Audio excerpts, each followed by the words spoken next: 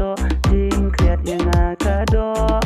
hamba klapoi perkat na ngapishu jano ngam tip kai kadau umat na ngakijau dei na mata jing in shipor yang katem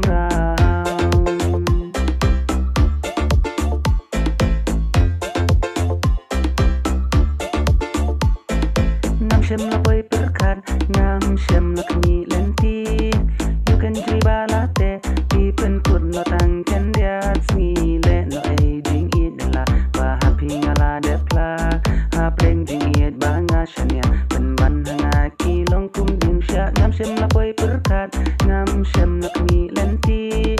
you can triba latte pipen put no tang ken dia smi le no ai ding it la ba happy ngala de pla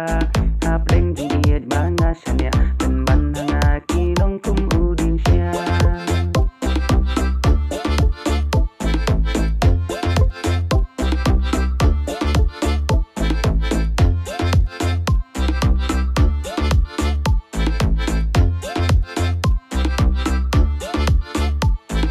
She can tin ngan ong happy